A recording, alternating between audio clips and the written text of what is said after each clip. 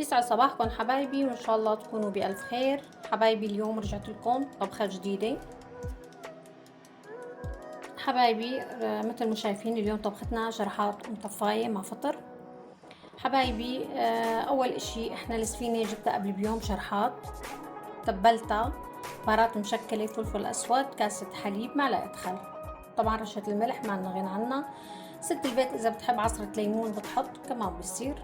المهم شي طفي زنخة الدجاج. حبايبي انا السفينة هلا دقيتها، خليتها رقائق، انا ما بدي اياها تكون سماكة كتير بتعذبنا وقت الطبخ. خليكن معي حبايبي لحتى نبلش. حبايبي مثل ما شايفين على النار حطينا القلاية، حطينا فيها معلقة سمنة، حطينا زيت نباتي، بنخليه لحتى يسخن. ما بنحط الدجاج وهو بارد، بدنا اياه يسخن. بعدين بنبلش ننزل السفينة وما بنحطهم كلهم سوا، بدنا ننزلهم قطعة قطعة. خليكن معي حبايبي لنشوف سوا كيف بدنا نشتغلهم. حبايبي مثل ما شايفين مقلايتنا كبيرة، فينا نحط أكتر من قطعة. بهالطريقة هاي بدنا نبلش، بس بدي يصير اللون ذهبي مثل ما شايفين، برفعها وبحط الباقي على مقلاية. حطينا بصلة ومعلقة زبدة. بدنا نعمل الصوص الفطر يلي بدنا نعمله مع الشرحات. خليكن معي حبايبي لحتى نضيف الفطر.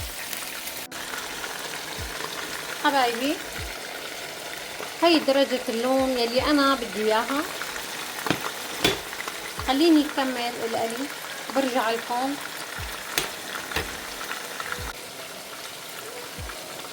حبايبي مثل ما شايفين حطينا الفطر مع البصلة، بدنا نقليه حتى يعشقوا بعض مع السمنة البلدي اللي حطيناها.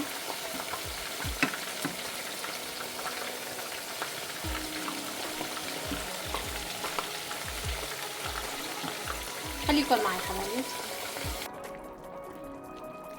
حبايبي مثل ما شايفين حطينا الطنجرة على النار، حطينا فيها مي وملح ومعلقة خل ومعلقة زيت. بدنا نسلق فيها معكرونة الفوتوشيني بس لحتى تغلي.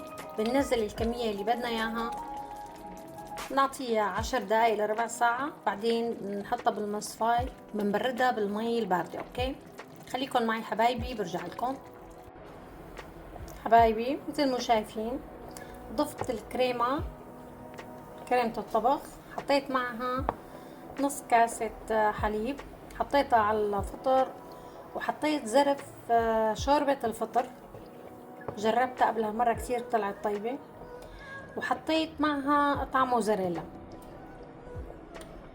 خليكن حبايبي معي بس لحتى تغلي، وبنضيف الدجاج. بنشوف طبختنا بعد ما استوت ونسكبها. خليكن معي حبايبي. حبايبي مثل ما شايفين المعكرونة استوت، حطينا عليها صوص ومهدين النار بس لحتى تتسبك منيح. والدجاج كمان مثل ما شايفين، والله الريحة ما بحكي لكم عنها، بتشهي. خليكم معي حبايبي لحتى نسكب الأكل، وما بدنا ننسى نزينه بالبقدونس. خليكم معي